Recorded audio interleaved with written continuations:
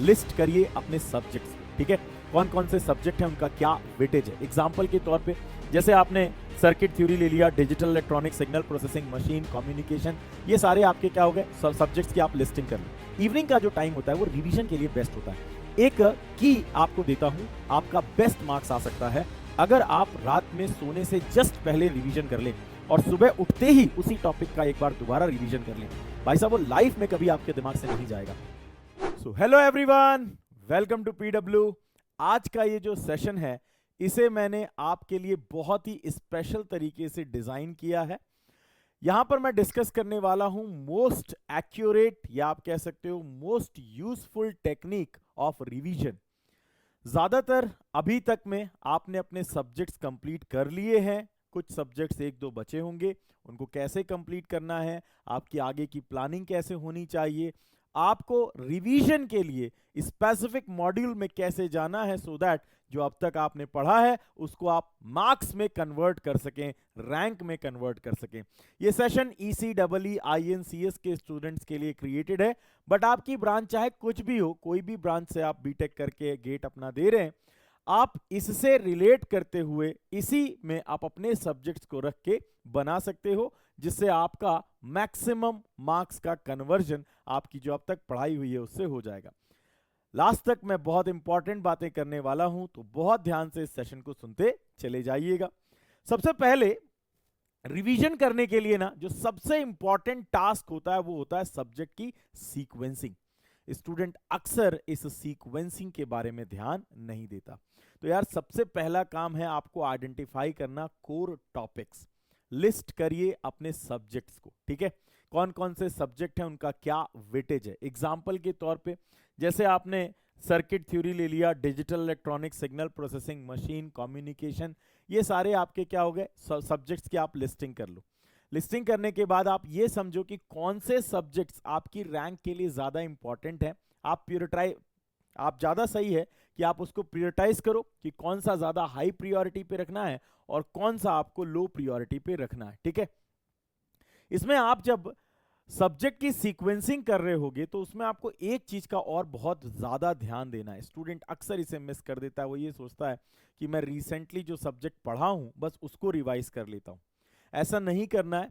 Revision करते समय आपको कोशिश ये करनी है कि आप उसे फंडामेंटल सब्जेक्ट से होते हुए अदर सब्जेक्ट्स पे मूव करते जाना है। जैसे मान लीजिए आप इलेक्ट्रिकल के हैं या इलेक्ट्रॉनिक्स के हैं, तो सर्किट थ्योरी हो गया, उसके बाद आपका सिग्नल हो गया, कंट्रोल हो गया, ये जो बेसिक सब्जेक्ट्स हैं जिनका यूज आपके बाकी के सब्जेक्ट्स में होने वाला होता है, तो आप उनको अगर पहले पढ़ते हो और उसके बाद आप कॉम्प्लेक्स सब्जेक्ट के रिवीजन में जाते हो तो आपको डबल बेनिफिट होगा। क्योंकि इसके रिवीजन के बाद जब आप कोई कॉम्प्लेक्स सब्जेक्ट पढ़ते हो जहां पे फंडामेंटल चीजों का यूज हुआ हो तो वो आपको बहुत फास्ट रिकॉल करता है। अगर कोई इंफॉर्मेशन पढ़ते समय आपसे छूट गई हो तो वो रिवीजन के टाइम पे बहुत अच्छे से दिमाग में बैठ जाती है।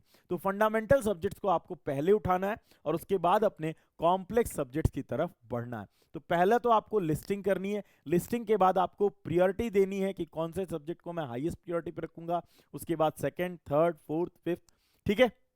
जैसे आप इलेक्ट्रिकल या इलेक्ट्रॉनिक्स के हैं तो मैं आपसे बोलूंगा देखिए नेटवर्क कंट्रोल हो गया, सिग्नल हो गया, इनके मार्क्स भी ज्यादा हैं और ये बेसिक सब्जेक्ट्स भी हैं, तो पहले आप इनको पढ़ें, ठीक है। उसके बाद आप देखिए कि कौन से सब्जेक्ट्स हैं जो इनसे लिंक हैं। अगर कोई कॉम्प्लेक्स सब्जेक्ट है जैसे मशीन है तो आप मशीन में जा सकते हो, ठीक है। उसके बाद आप power system, power electronics, measurement ऐसे करते हुए जा सकते हो। फिर साइडलाइन वाले जो सब्जेक्ट्स हैं जो कि आपके इस पर्टिकुलर पोर्शन से लिंक्ड नहीं है उनकी तरफ आप मूव ऑन कर सकते हो। यही अगर आप इलेक्ट्रॉनिक्स ब्रांच से हो तो आप पहले जो है नेटवर्क हो गया, कंट्रोल हो गया, सिग्नल हो गया, इसके बाद आप एनालॉग की तरफ बढ़ सकते हो। नेटवर्क पढ़ने के बाद आपको एनालॉग बड़ा आसान लगेगा क्योंकि काफी हद तक जो सर्किट अप्रोच है ना वो आपके दिमाग में बैठ जाता है। तो केवीएल केसीएल वाला जो पूरा पार्ट है, अलग अलग तरीके से सर्किट को एनालाइज करने वाला जो पार्ट है वो आपको बड़ा आसान लगने लग जाता है। तो इसीलिए मैंने कहा कि फंडामेंटल सब्जेक्ट्स को पहले ले लीजिए। इसके बाद क्या करना है, आपको टॉपिक वाइज ब्रेकडाउन करना है। कई बार स्टूडेंट सोचता है ना पूरा सब्जेक्ट एक साथ पढ़ लेता हूं फिर अगले सब्जेक्ट पे मैं जंप करूंगा। तो यहां पर क्या है, अभी टाइम है, अभी आप पूरा पूरा सब्जेक्ट पढ़ोगे, फिर जब दूसरा सब्जेक्ट पढ़ना स्टार्ट करोगे तो पहला वाला सब्जेक्ट गायब हो जाएगा। तो यहां पर भी मैं आपको बोलूंगा कि ऐसा करो आप इसे, जैसे आपने 3 बेसिक सब्जेक्ट पकड़ लिए, तो उसको आप ऐसा नहीं कि एक साथ पूरा सब्जेक्ट खत्म करो, उसमें भी टॉपिक वाइज बांट लो। टॉपिक वाइज बांटने का मतलब क्या है, जैसे मान लो सपोज करो सर्किट थ्योरी है, तो सर्किट थ्योरी के अंदर आपका किरचॉफ लॉ हो गया, केवीएल केसीएल सुपर नोड का कंसेप्ट हो गया। जहां पे आप ज्यादा स्टक करते हो उसको रिवीजन के प्रायोरिटी में आपको रखना है। जैसे कि आपने रेजोनेंस हो गया, आपने कहा सर रेजोनेंस मुझे कम समझ में आता है, ठीक है। उसके बाद आपने कहा sir resonance two port network में मैं फंस जा रहा हूं सर, जब भी टू पोर्ट नेटवर्क का कोई क्वेश्चन आता है तो सर अंदर से घबराहट होने लगती है। या फिर हो सकता है आपको नेटवर्क का पढ़ते समय भी आपको हो सकता है कि कोई एक टॉपिक हो सकता है आपको ट्रांजिएंट जो है वो थोड़ी सी प्रॉब्लम कर रहा हो, आपको लग रहा हो कि सर ट्रांजिएंट के क्वेश्चंस में मैं कहीं ना कहीं स्टक कर जाता हूं, है ना। तो आपने क्या करना है, आपने सबसे पहले ये देखना है कि हमारा की एरिया क्या है, जहां पे हम ज्यादा रिव्यू करना चाहते हैं, जहां हम अक्सर जो है वो स्ट्रगल करते हैं, उसे हम आइडेंटिफाई करें और उसे टॉपिक्स में बांट लें। जैसे आपने पूरे नेटवर्क को, आपने सपोज करो आपके पास नेटवर्क सब में नेटवर्क पढ़ रहा है, तो उसको 3 बेसिक पोर्शन में बांट लिया। पहला पोर्शन कौन सा हो गया, आपका बेसिक पोर्शन हो गया, जिसमें केवीएल केसीएल सबको आता है, आपने पढ़ रखा है, तो अब आप उस पर सीधे क्वेश्चन पे प्रैक्टिस कर सकते हो। उसके बजाय जब रिवीजन करने पे जा रहे हो तो टू पोर्ट नेटवर्क हो गया, तो सेकंड पार्ट आपने टू पोर्ट नेटवर्क है, थ्योरम है, इनमें बांट लिया, और थर्ड पार्ट में आपने जो है रेजोनेंस है, ट्रांजिएंट है, इसमें बांट लिया। तो 3 पार्ट में आपने पूरे नेटवर्क को डिवाइड करके रख लिया। तो ऐसे ही आप क्या करो, सब टॉपिक्स में अपने सब्जेक्ट को बांट लो। ये लिस्टिंग आज ही कर लो, जो जो सब्जेक्ट तुम्हारे हो गए हैं, जिनका जिनका तुम्हें रिवीजन करना है ना, उनकी लिस्टिंग कर लो। पहले सब्जेक्ट, फिर प्रायोरिटी ऑर्डर सेट करो, प्रायोरिटी ऑर्डर सेट करने के बाद उनके एक सब टॉपिक्स बना लो, ठीक है। सब टॉपिक्स बना लो। सब टॉपिक्स तुम्हारे अलग अलग, हर स्टूडेंट के अलग हो सकते हैं। किसी को हो सकता है ट्रांजिएंट में दिक्कत हो, किसी को हो सकता है सुपर नोड में दिक्कत आ रही हो। तो जो भी आपका की एरिया है उसको आप आइडेंटिफाई करो और उसको टॉप में, रिवीजन के टॉप प्रायोरिटी में रखते चले जाओ, ठीक है। इसके बाद आपका आ जाता है फाउंडेशन फर्स्ट। जैसा मैंने आपसे कहा कि जब आप सब्जेक्ट की सीक्वेंसिंग कर रहे हैं तो सबसे पहले आप उन सब्जेक्ट्स को चूज करिए जो आपके फाउंडेशन सब्जेक्ट्स हैं, ठीक है। फाउंडेशन सब्जेक्ट्स के बाद आप नेक्स्ट सब्जेक्ट जो उससे रिलेट करता हुआ आगे जा रहा है उस सब्जेक्ट को चूज करिए। इससे क्या होगा, बार बार वो कॉन्सेप्ट डिफरेंट, जैसे आपका नेटवर्क का कॉन्सेप्ट एनालॉग में भी यूज हो रहा है, नेटवर्क का कॉन्सेप्ट मशीन में भी यूज हो रहा है, सिग्नल का कॉन्सेप्ट कम्युनिकेशन में भी यूज होने वाला है।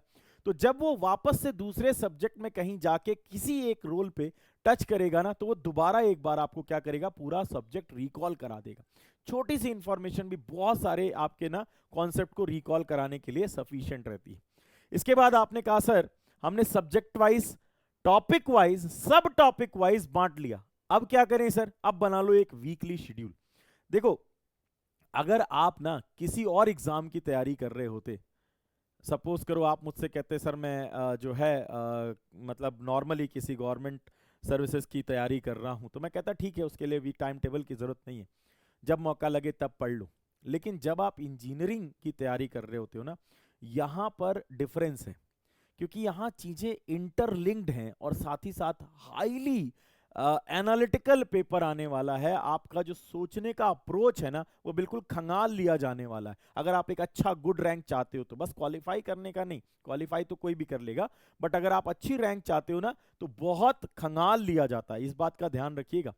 तो यहां पर आपकी अप्रोच, आपके सोचने की अप्रोच, आपकी कॉन्सेप्ट क्लियरिटी, इंटरलिंक्ड सब्जेक्ट, ये सब कुछ बहुत इंपॉर्टेंट है।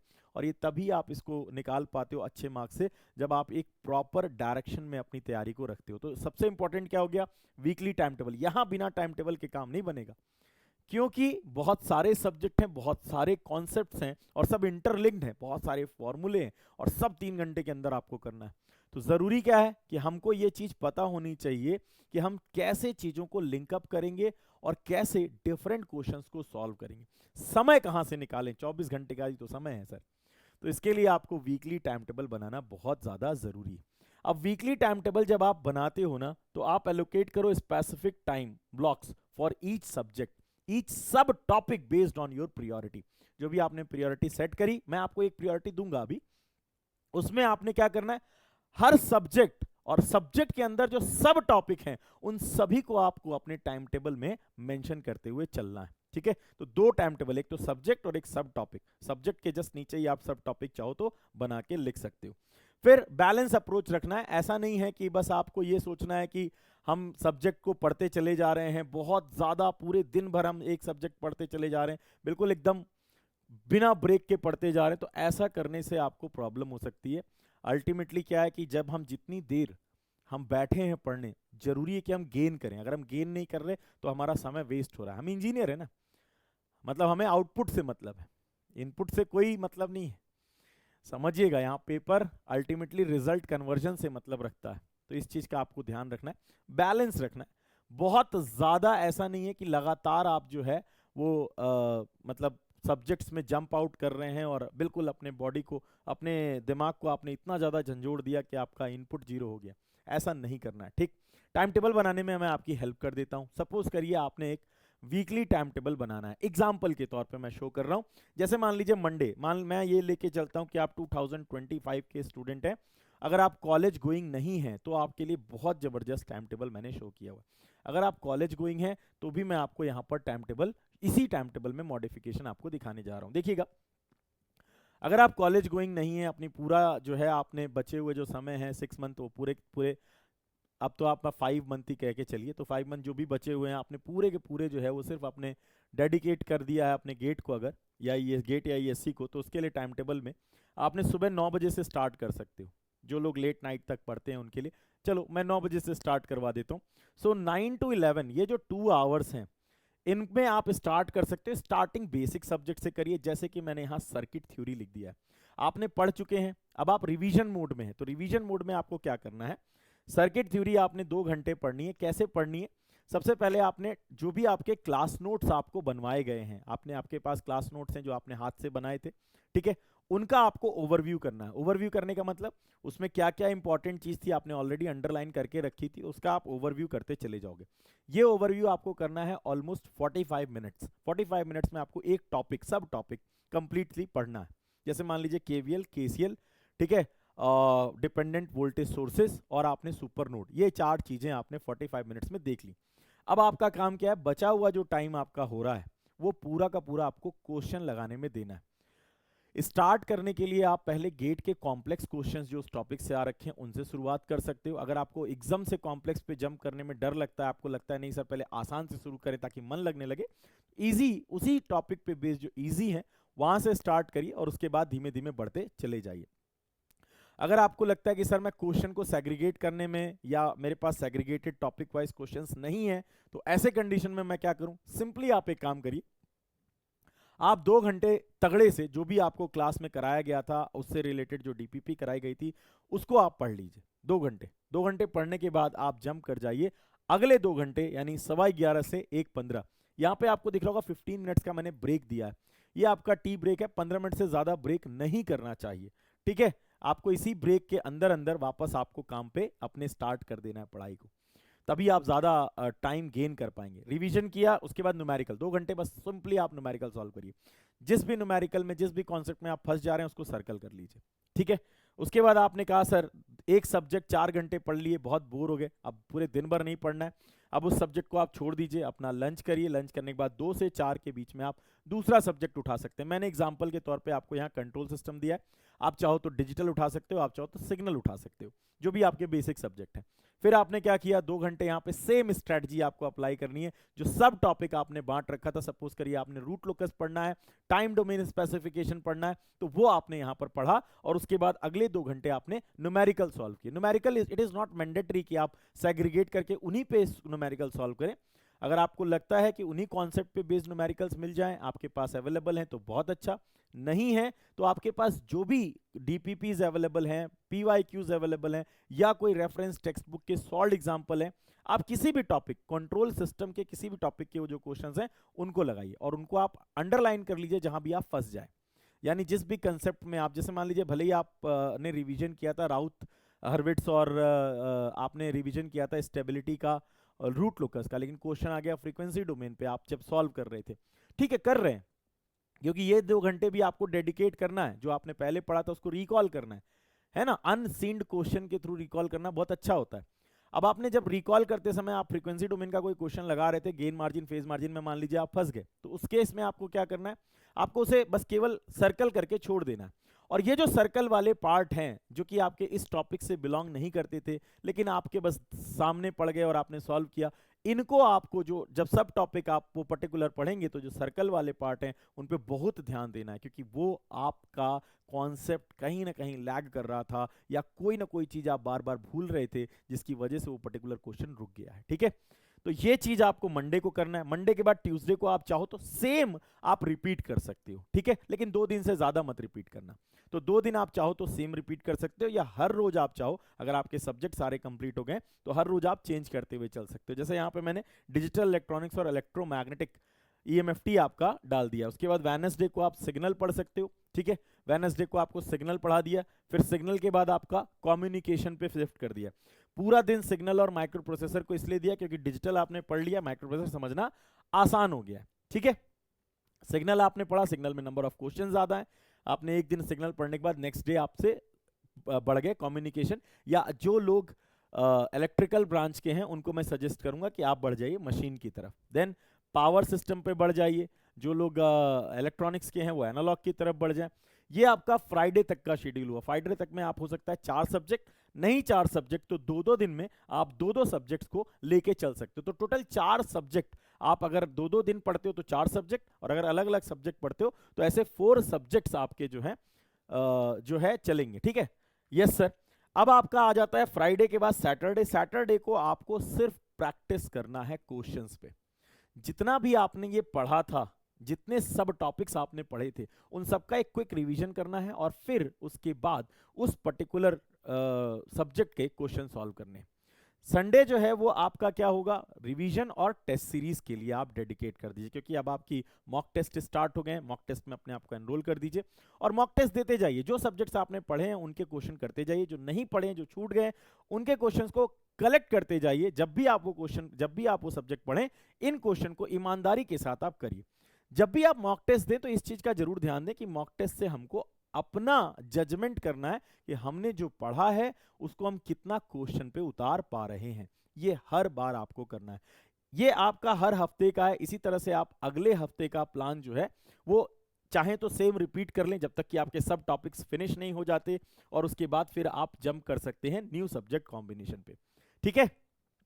इसमें एक चीज का और ध्यान रखिएगा, ऐसा नहीं है कि अब आपके दिमाग में है कि सर हमारे तो मैथ्स और एप्टीट्यूड से ही गेट में बहुत मार्क्स आता है तो सिर्फ मैथ्स और एप्टीट्यूड ही पढ़ लेता हूँ, या सर मेरे जो है मशीन में बहुत क्वेश्चन आते हैं तो मैं सिर्फ मशीन ही पढ़ लेता हूँ। ऐसा नहीं करना है, क्योंकि आपको ये नहीं पता कि किस टॉपिक से इजी क्वेश्चन और किस टॉपिक से टफ क्वेश्चन आने वाला है। ज्यादातर ऐसा देखा गया है कि बड़ा बैलेंस पेपर होता है। कई बार ना ऐसा होता है कि किसी एक सब्जेक्ट में ज्यादा क्वेश्चन पूछ लेते हैं, एक में कम। ऐसा अनइवन भी कई बार क्रिएट हो जाता है, तो इस केस में आप मार्क्स लूज कर सकते हो। ऐसा बिल्कुल भी मत प्लान करिएगा, कोई भी सब्जेक्ट आपको छोड़ना नहीं है। अब आप बोलोगे सर यहाँ पर जो आपने टाइमिंग रखा है ना, ये तो 4 से 6 बजे तक ही रखा है, क्योंकि शाम को 6 बजे के बाद आपकी क्लासेस स्टार्ट हो जाती हैं, जो भी आपकी सब्जेक्ट्स रनिंग है।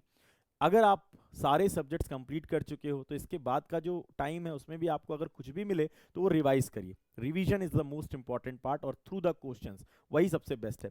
लेकिन अगर आप मान लीजिए अभी आपके कुछ सब्जेक्ट्स बचे हुए हैं, तो जो ऊपर मॉर्निंग में थोड़ा सा टाइम मैंने छोड़ रखा था, या आपको 6 बजे से लेकर के रात में 10 बजे तक का जो टाइम आपको मिल रहा है, उस टाइम पे आप जो है जो सब्जेक्ट आपका छूट रखा है उसको आप पढ़ सकते हो, ठीक है। ऐसा कुछ नहीं है कि मॉर्निंग में पढ़ोगे तभी दिमाग में घुसेगा, किसी भी समय आप पढ़ोगे, क्योंकि आप इंजीनियरिंग के स्टूडेंट हो, आपको हर टाइम चीजें समझ में आएंगी, हर चीजें लॉजिकल है। यहाँ पे ऐसा कुछ नहीं है कि जो रटना है, हर चीज समझनी है, ठीक है। तो आप बहुत केपेबल हो। फोकस क्या करना है, अब यहां पर मैंने बना जरूर दिया है, लेकिन ये हर स्टूडेंट का अलग अलग होता है। किसी का शाम को 6 से 9 बहुत तेज दिमाग चल रहा होता है, तो जो आपका पीक समझने का टाइम है ना, उसमें आप अपना नया सब्जेक्ट पे इंटेंसिव स्टडी कर सकते हो, ठीक है। आफ्टरनून वाला जो सेशन होता है वो ज्यादातर सारे लोगों का ही ना बड़ा लेजी टाइप का होता है, और चूंकि हो सकता है कि गेट का पेपर आफ्टरनून में ही पड़ जाए, तो ये पॉसिबिलिटी होती है। तो मैं आपसे यही कहूंगा कि हो सके तो आफ्टरनून वाला जो टाइम है उसमें आप ज्यादा से ज्यादा क्वेश्चंस को सॉल्व करिए। हालांकि ऐसा ही मैंने जो शेड्यूल पीछे आपको दिखाया उसमें भी आपको मैंने यही चीज शो करने की कोशिश करी है। इवनिंग का जो टाइम होता है वो रिविजन के लिए बेस्ट होता है।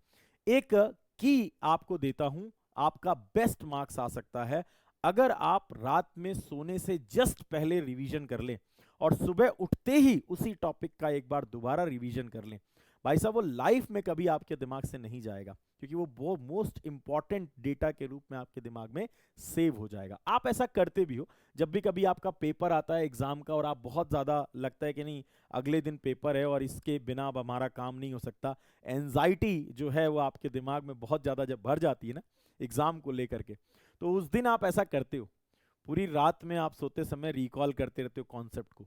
वही चीज आपको यहाँ डेली करनी है, क्योंकि ये इससे बड़ी एंजाइटी नहीं हो सकती। यहाँ सिर्फ एक डिग्री की बात नहीं हो रही, यहाँ लाइफ चेंज हो जाएगी। अगर गेट में अच्छे मार्क्स आ गए, कोई अच्छा पीएसयू मिल गया, आपकी डिजायर्ड फुल आईआईटी में डिजायर्ड फुल ब्रांच मिल गई, आपकी लाइफ बदल जाएगी। तो यहाँ पर जो एंजाइटी का लेवल है ना वो डेली बेसिस पे आपको मेंटेन रखना है और एग्जाम तक मेंटेन रखना है, ठीक है। इसके बाद आपका जो है वीकली रिव्यू, हर वीक के एंड में आपको कुछ टाइम क्या करना है, डेडिकेट करना है वीकेंड्स में, ठीक है। उसमें क्या है सर, उसमें हम ये देखेंगे कि हमें और क्या एक्स्ट्रा एफर्ट डालना है, किन सब्जेक्ट्स पे और फोकस करना है, कौन से सब टॉपिक्स के ऐसे कॉन्सेप्ट हैं जो शायद 100% आप गेन नहीं कर पाए। देखिए जो आप 100% गेन नहीं कर पाए ना, वही आपका रिवीजन में सबसे इंपॉर्टेंट पार्ट है। जो आपको आ गया वो आ गया, जो नहीं आया है वही सबसे इंपॉर्टेंट पार्ट है। तो आपने ये चीज को ध्यान देना है कि आपकी जो प्रोग्रेस चल रही है, आप जो टेस्ट दे रहे हो उससे आपका जो टेस्ट का जो रिजल्ट आ रहा है आप कन्वर्ट कर पा रहे हो, यानी पूरे हफ्ते में जो पढ़ा आपने, रिवीजन किया, संडे को टेस्ट होना था, पूरा सब्जेक्ट आपने थ्रू आउट पढ़ा, संडे का टेस्ट दिया, आपके कन्वर्जन हो रहा है कि नहीं कॉन्सेप्ट का, और जो नहीं हो रहा है वो किस चीज में लैग कर रहा है, कैलकुलेशन में लैग कर रहे हो या फिर कॉन्सेप्ट किसी पर्टिकुलर टॉपिक का लैग कर रहे हो, कोई सब्जेक्ट में लैग कर रहे हो, इस चीज को आपको एनालाइज करना है। ऐसा नहीं कि बस पेपर दे के आ गए काम खत्म। टेस्ट, मॉक टेस्ट का काम ही यही होता है कि आपको क्या करे, एनालाइज कराए, ठीक। रिवीजन टेक्निक क्या होगी, रिवीजन टेक्निक में सबसे पहले आपने करना है क्वेश्चंस को प्रैक्टिस। जैसा मैंने आपसे कहा कि सिर्फ 45 मिनट्स आप नोट्स देखिए और बाकी का पूरा टाइम आपको क्वेश्चन पे प्रैक्टिस करना है। क्वेश्चन को करते समय जब आप किसी पर्टिकुलर टॉपिक में फंस जाते हैं, ठीक है, सपोज करिए speed control of DC motor कर रहे थे और आपको लगा यार सीरीज मोटर के क्वेश्चन में मैं फंस रहा हूं, तो सीरीज का अपने नोट्स में उठा के आप क्या करिए, एक बार देख लीजिए सीरीज का कि सर ने क्या क्या पढ़ाया था 15 मिनट, और फिर आप आ जाइए क्वेश्चन पे।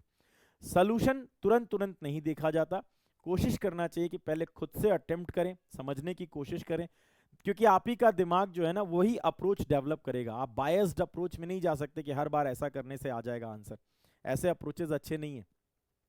पहले कोशिश करिए, जब आपसे सॉल्व नहीं होता है तब आप सोल्यूशन देखिए, या आप सॉल्व करते हैं तो आंसर मैच करिए और उसके बाद चेक करिए कि अगर आपका आंसर मैच नहीं कर रहा था तो क्या चीजों की प्रॉब्लम आपसे हुई है, अगर आप सॉल्व क्वेश्चंस को कर रहे हैं तो, ठीक। इसीलिए मैंने पहले कहा कि आप अपने डीपीपी, आप अपने गेट के पीवाईक्यूज, ईएससी के पीवाईक्यूज और ईएससी के कन्वेंशनल क्वेश्चंस के थ्रू सबसे पहले स्टार्ट करिए, क्योंकि वो ज्यादा रेलेवेंट है आपके एग्जाम के लिए, ठीक है। और उसके बाद आपका जो है थोड़ा बहुत कॉन्सेप्ट को कैसे याद रखते हैं सर, जब रिवीजन कर रहे होते हैं ना तो आप अपने टीचर बन जाया करो, ये भी एक बड़ा अच्छा तरीका होता है। क्योंकि जब आप अपने टीचर बन जाओगे ना और आप अपने आप को कोई कॉन्सेप्ट को समझाना स्टार्ट करोगे तो डेफिनेटली आप बहुत बेहतरीन उसके अंदर का जो एक्चुअल इंफॉर्मेशन है वो निकाल पाओगे। तो खुद के टीचर बन जाया करो रिवीजन करते समय, जो आप सर का पढ़ाया हुआ जब आप पढ़ रहे होते हो ना तो उसमें खुद के टीचर बन जाया करो, ठीक है। ये आपको बहुत ज्यादा हेल्प आउट करने वाला है। या आप ऐसा भी कर सकते हो कि अगर आप कॉलेज में हो या फिर आप अगर किसी अपने पार्टनर के साथ में स्टडी कर रहे थे, आपको लगता है कि सर हम दोनों दोस्त जो है एक साथ हम लोग जो है ग्रुप स्टडी करते हैं, तो वहां पर आप ये कर सकते हो कि जो पर्टिकुलर टॉपिक या कोई पर्टिकुलर टॉपिक आपको जो लगता है कि यार ये वाला टॉपिक है मुझे कम समझ में आता है, तो वो आप अगले दिन कहो कि यार मैं तुम्हें एक्सप्लेन करूंगा। तो उससे भी आपको बहुत बेनिफिट होगा कि जब आप अपने दोस्त को एक्सप्लेन कर रहे होते हो तब भी आपका दोस्त कुछ काउंटर में आपसे बोलेगा, and then you will learn some very important information related to that particular topic. आपकी कॉन्सेप्ट क्लियरिटी बढ़ती है, ठीक है। तो ग्रुप स्टडी में आप इसका फायदा ले सकते हो, लेकिन ये आपके टाइम टेबल के अपार्ट है, इसको टाइम टेबल में मत रखिएगा। 6 से 6 बजे के बाद वाला पार्ट है ये, मतलब जो मैंने आपको टाइम टेबल दिया ना उतनी देर के बाद एक्स्ट्रा टाइम में आपको ये काम करना है। हाँ, उसी ड्यूरेशन में जब आप रिवीजन कर रहे होगे तो आप खुद को पढ़ा सकते हो, दूसरे को नहीं, खुद को पढ़ा सकते हो। ये आपका रिवीजन का एक अच्छा टेक्निक हमेशा साबित होता है और ये आपके लिए बहुत आपके रिजल्ट को कन्वर्ट करने में हेल्प आउट कर सकता है। दूसरा है विजुअल्स। विजुअल्स का मतलब आप जब ना रिवीजन कर रहे होते हो तो आप डायग्राम बना लिया करो। डायग्राम बनाने का मतलब जैसे फ्लो चार्ट बना लिया कि यार हमने सबसे पहले क्या देखा कि हमने डिपेंडेंट, जैसे सपोज करो डिपेंडेंट सोर्सेज के बारे में देख लिया। अब डिपेंडेंट सोर्सेज के बाद हमने देखा कि सर डिपेंडेंट सोर्सेज अगर सीरीज में लगेंगे तो क्या होगा, पैरेलल में लगेंगे तो क्या होगा, ठीक है। और साथ में हमने ये देख लिया कि सर हमारी थ्योरम है मान लीजिए, तो थ्योरम में हमने ये देख लिया कि कौन सी थ्योरम किस पर्टिकुलर केसेस में लगती है ना। अगर हमारा लोड बार बार वेरी कर रहा है तो कौन सी थ्योरम लगाना ज़्यादा अच्छा है। इस तरीके से आपने फ्लो चार्ट बना लिया। टू पोर्ट नेटवर्क की कंडीशन क्या क्या है, पैरामीटर्स कौन कौन से हैं, तो आपने क्या किया, फ्लो चार्ट बना लिया। और उस फ्लो चार्ट को सीक्वेंसिंग में, जो आपका नोट्स है ना वो खुद में एक फ्लो चार्ट है, बट पूरा नोट्स तो आप एक साथ नहीं देख सकते, लेकिन नोट्स में जो आपके इंपॉर्टेंट इंफॉर्मेशन है जब आप उसका एक फ्लो चार्ट बना लेते हो। जैसे एग्जांपल के लिए मान लो किसी को डीसी मशीन का स्पीड कंट्रोल या डीसी मशीन का कोई भी क्वेश्चन सॉल्व करना है, तो उसने क्या, ईएमएफ इक्वेशन से टॉर्क इक्वेशन लिख ली, टॉर्क इक्वेशन के बाद लिख लिया टॉर्क से करंट निकाल रहे हैं और स्पीड के एक्सप्रेशन में रख दे रहे हैं, हर क्वेश्चन सॉल्व हो जाएगा। तो ये एक छोटा सा क्या बना दिया, एक छोटा सा फ्लो चार्ट बना दिया। अब ये जब जब देखा तो दिमाग में सेट हो गया, और जब हम इस पे बेस्ड क्वेश्चन कर रहे हैं तो वो फ्लो चार्ट हमें जल्दी याद दिलाने का काम कर रहा है। तो ऐसा आप कर सकते हो, ठीक है। ये आपको बहुत ज्यादा हेल्प करेगा रिवीजन करते समय, ठीक। एक और चीज खास बात है कि रिवीजन के बाद री रिवीजन भी बड़ा इंपॉर्टेंट है, क्योंकि अभी भी टाइम बहुत ज्यादा है, नंबर ऑफ सब्जेक्ट ज्यादा है, और हमको उन सारे सब्जेक्ट्स को विद इन 3 आवर्स हर तरीके के कॉन्सेप्ट पे बेस्ड जो भी क्वेश्चन आ रहा है वो हमको रिकॉल करना है। तो उसका तरीका क्या है, री रिवीजन। री रिवीजन क्या है, देखो जब आप कोई कॉम्प्लेक्स टॉपिक पढ़ोगे तो उसमें बहुत सारी ऐसी चीजें होंगी जो आपको लगेगा भूल जा रहे हैं, उनको आपने चार्ट में मेंशन कर लिया है, आपके शॉर्ट नोट्स बने हुए हैं, चार्ट बनाते समय शॉर्ट नोट्स भी बनाते चलिए जब आप पहला रिवीजन कर रहे होते। तो आपने क्या किया, हर 2-3 दिन बाद, जैसे आपने नेटवर्क का 2 दिन मैंने कहा था कि अगर आप 2 दिन रख रहे हो तो तीसरे दिन आपने क्या करना है, विद इन 15 to 20 मिनट्स में आपने जितना पढ़ा उसको एक बार अच्छे से क्या करिए, रिकॉल कर लीजिए। इसके बाद आता है मॉक टेस्ट और पेपर्स। यार रिवीजन के लिए मॉक टेस्ट से अच्छा कुछ भी नहीं होता, क्योंकि मॉक टेस्ट जब बनाता है ना टीचर, खासतौर से जब टीचर बनाता है तो उसका इंटेंशन ये होता है कि उसके स्टूडेंट का कोई भी कॉन्सेप्ट छूट ना जाए मॉक टेस्ट बनाते समय। तो आप जो है ना मॉक टेस्ट सारे दीजिए, क्योंकि भाई एक ही पेपर में तो सारे क्वेश्चन नहीं आ सकते, लेकिन हाँ नंबर ऑफ टेस्ट जो आपके डिजाइंड होते हैं ना उनमें सारे कॉन्सेप्ट, ऐसे कॉन्सेप्ट जो अक्सर स्टूडेंट भूल जाता है या जहाँ गलती करता है ना, वो आपको मॉक टेस्ट में अच्छे से मिल जाता है। मॉक टेस्ट देने के बाद उसको एनालाइज करिए कि कहाँ पे आपसे गलतियां हुई हैं और उससे आप लर्न करिए, भाई सोल्यूशन में ये चीज़ थी, मैं इन चीज़ों में फंस रहा हूँ। मॉक टेस्ट का जो भी आपका रिजल्ट आपने देखा कि मैं कौन कौन से क्वेश्चन नहीं कर पाया, किस कारण से नहीं कर पाया, इसको आप एकदम बढ़िया से पेन डाउन कर लो, ताकि जब नेक्स्ट मॉक दो तो वो गलतियां ना हो। ऐसे करके आपको इंप्रूवमेंट करना है ताकि फाइनल मैच आपका जबरदस्त हो। तो ये टेस्ट मैच है, फाइनल मैच आपका जबरदस्त होगा तभी जब आप ये टेस्ट मैच में डेली बेसिस पे इंप्रूवमेंट करते चले जाओगे। एनालाइज करो अपनी मिस्टेक्स को, ये बहुत इंपॉर्टेंट है, ये भी रिवीजन का एक पार्ट है, ठीक है।